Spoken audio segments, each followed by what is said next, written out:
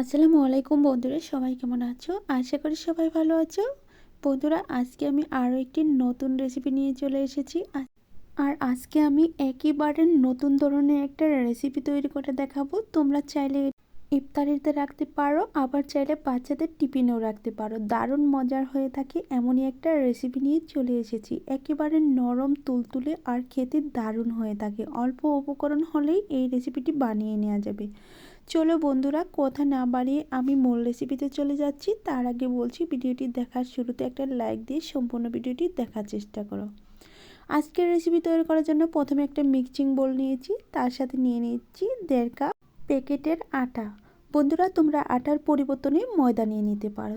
তারপর দিয়ে দিচ্ছি 1 টেবিল চামচ চিনি, দিয়ে দিচ্ছি স্বাদ মতো লবণ, আর দিয়ে দিচ্ছি 10 টাকা দামের একটা প্যাকেট গুঁড়ো দুধ।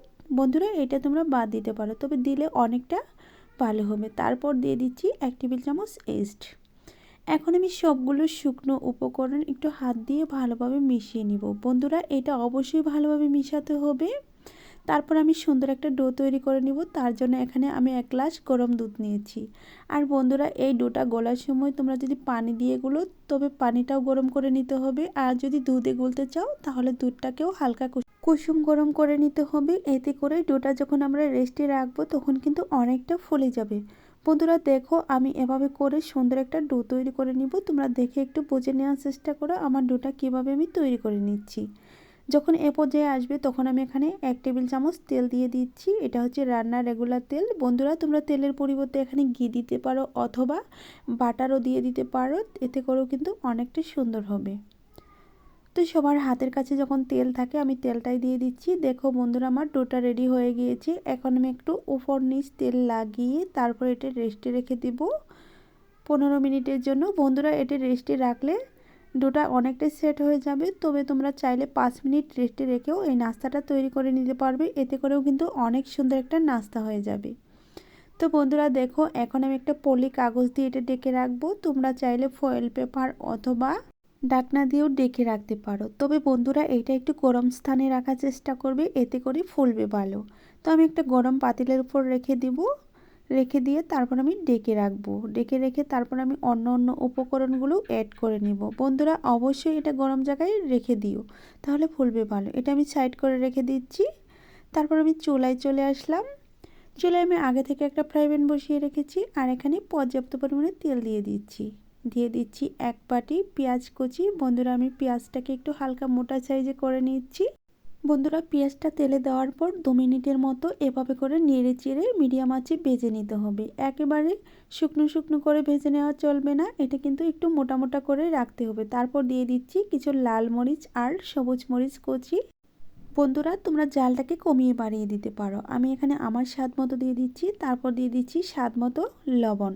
লবণটা দেওয়া হয়ে গেলে আবারও ভালোভাবে নেড়ে চেড়ে মিশিয়ে নিতে হবে। বন্ধুরা, লবণটা দেওয়ার পর এটা একটু মিলে যাবে। দেখো, এভাবে করে নেড়ে চেড়ে আমি 2 মিনিটের মতো মরিচটাকেও ভেজে নিয়েছি। এখন আমি এখানে একটা ডিম দিয়ে দিচ্ছি। বন্ধুরা, তোমরা চাইলে এখানে 2টো ডিমও দিতে পারো, আমি একটা ডিমই দিয়ে দিচ্ছি। যেহেতু আমার নাস্তাটা অনেকটা ছোটো করে বানাবো, তার জন্য আমি একটা ডিম দিয়ে দিচ্ছি। ডিমটা দেওয়ার পর আমি একটু নেড়ে চেড়ে এভাবে করে ভেজে নিচ্ছি। বন্ধুরা, তোমরা সব কিছু একটু দেখে বুঝে নেওয়ার চেষ্টা করবে প্লিজ, তবেই বুঝতে পারবে। দেখো বন্ধুরা, আমি ডিমটাকেও 2 মিনিটের মতো ভেজে নিয়েছি। ভেজে নেওয়া হয়ে গেলে এখানে আমি অন্য মশলা অ্যাড করে দিব।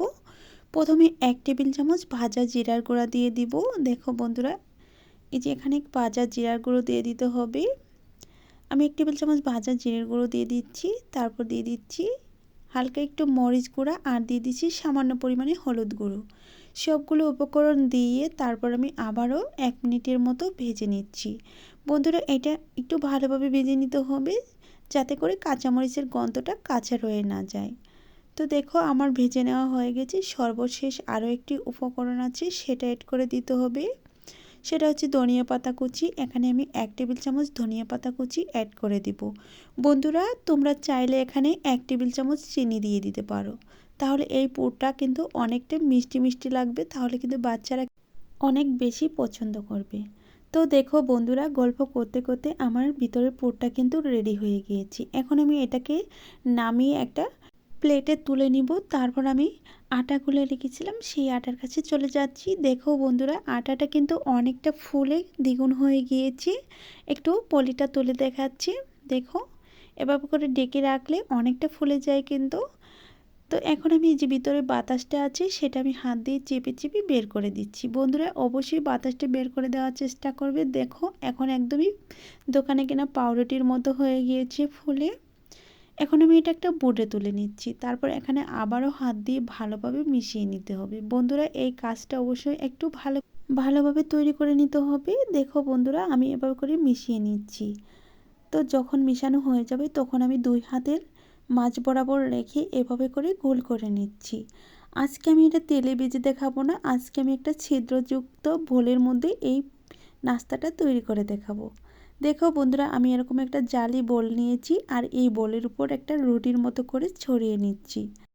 বন্ধুরা এই নাস্তাটা তৈরি করতে দারুণ সহজ আর খেতে তো তার চেয়ে বেশি মজার। দেখো বন্ধুরা, আমার রুটিটা তৈরি করা হয়ে গিয়েছে। এখন আমি যে ভিতরে পুরটা আছে সেটা আমি সম্পূর্ণ দিয়ে দিচ্ছি। এভাবে করে সম্পূর্ণ পুর দেওয়ার পর আমি এখানে আরও অন্য একটা উপকরণ অ্যাড করব, সেটা তোমরাও অ্যাড করার চেষ্টা করবে। দেখো বন্ধুরা, আমি এখানে 1/3 কাপ গুঁড়ো দুধ দিয়ে দিচ্ছি। গুঁড়ো দুধটা দেওয়ার কারণে যখন নাস্তাটা খাবে তখন কিন্তু দারুণ মজার একটা টেস্ট পেয়ে থাকবে। তারপর আমি এভাবে করে মুখটাকে বন্ধ করে দিচ্ছি। দেখো আমি মুখটা কিভাবে বন্ধ করে দিচ্ছি। দেওয়া হয়ে গেলে আমি আবারও একটু ছড়িয়ে নিচ্ছি। আর ছিদ্রযুক্ত চালনার মধ্যে দেওয়ার কারণ হচ্ছে এই নাস্তাটা খুব দ্রুত সিদ্ধ হয়ে যাবে। এখন আমি এটাকে ডেকে রাখছি। ডেকে রেখে চুলায় চলে যাব। চুলায় আমি আগে থেকে একটা হাঁড়ি বসিয়ে রেখেছি আর এই হাঁড়িতে আমি পানি দিয়ে সিদ্ধ করে নিব। আমি এখানে পর্যাপ্ত পরিমাণে পানি দিয়েছি। পানিটা দেওয়া হয়ে গেলে এর উপর আমি পিঠাটাকে বা নাস্তাটাকে বসিয়ে দিব। দেখো বন্ধুরা, আমি কিভাবে তৈরি করে নিচ্ছি একটু দেখে বুঝে নেওয়ার চেষ্টা করো। বন্ধুরা চুলাটা ধরিয়ে দেওয়ার পর পানি বলক ওঠার পর থেকে আমি পুরো 7 মিনিট রান্না করে নিয়েছি। আর 7 মিনিট পর ফিরে এসে দেখাচ্ছি। দেখো কতটা ফুলে গিয়েছে। আর চুলার আঁচটা মিডিয়ামে রেখেছিলাম, রেখে তারপর নাস্তাগুলো তৈরি করে নিয়েছি। আর কতটা নরম হয়েছে আমি একটু হাত দিয়ে চেপে চেপে তোমাদের দেখিয়ে বুঝিয়ে দিচ্ছি। এখন কিন্তু অনেকটা গরম, ঠান্ডা করার পর ফিরে এসে দেখাচ্ছি। দেখো বন্ধুরা, আমি একদম নামিয়ে ঠান্ডা করে নিয়ে এই প্লেটে তুলে নিয়ে চলে এসেছি। আর এটি উঠাতে খুবই সহজ। তবে তোমরা যখন পিঠাটা শাকনার উপর বসিয়ে দিবে একটু এক্সট্রা তেল ব্রাশ করে দিও, এতে করে কোনো রকম লেগে যাওয়ার কোনো ভয় থাকবে না। আমারটার মতো খুব সহজেই উঠে আসবে। এখন আমি একটা ছুরি দিয়ে ভিতরটা কেটে দেখাচ্ছি। দেখো কতটা পুর ভরা হয়েছে এই ভিতরে আর খেতে দারুণ। যখন তোমরা তৈরি করবে তখন বুঝতে পারবে যে আজকের রেসিপিটি কতটা সুন্দর ছিল আর খেতে কত মজার হয়েছিল। সেটা তোমরা না খেলে বুঝতে পারবে না। দেখো বন্ধুরা, ভিতরটা ভরা পর এখন আমি একটু তুলে দেখাচ্ছি। কত সুন্দর হয়েছে, না দেখলে বুঝতে পারবে না। তবে বন্ধুরা, যতক্ষণে আমি তোমাদের এগুলো দেখাচ্ছি ততক্ষণে বলছি প্লিজ বন্ধুরা, আজকে আমার ভিডিওটি কেমন হয়েছিল তোমরা কমেন্টের মাধ্যমে অবশ্যই জানিয়ে দিবে। আর ভালো লাগলে চ্যানেলটি সাবস্ক্রাইব করে রাখবে। আর আমার প্রাণপ্রিয় বন্ধু যারা অলরেডি চ্যানেল সাবস্ক্রাইব করে রেখেছো তাদেরকে অসংখ্য অসংখ্য ধন্যবাদ। আর যারা আমার নতুন বন্ধু এসেছো তাদেরকে আমি খুব ভালোবাসা দিয়ে বলছি প্লিজ বন্ধুরা আমার চ্যানেলটি সাবস্ক্রাইব করে দিয়ে আমার পাশে থাকার চেষ্টা করো। দেখো বন্ধুরা, প্রতিটি নাস্তার ভেতরটা কতটা সুন্দর হয়েছে আর কত নরম হয়েছে, তুলতুলে হয়েছে। তোমরা এটা মুখে দিলেই বুঝতে পারবে আজকের রেসিপিটি কেমন হয়েছিল। তো আজ এ পর্যন্তই, বিদায় নেওয়ার পালা। আজ এ পর্যন্তই। ভালো থেকো, সুস্থ থেকো। আল্লাহ তাআলার কাছে এই কামনা করে বিদায় নিচ্ছি। পরবর্তীতে আবারও নতুন কোনো রেসিপি নিয়ে দেখা হবে। খোদা হাফেজ।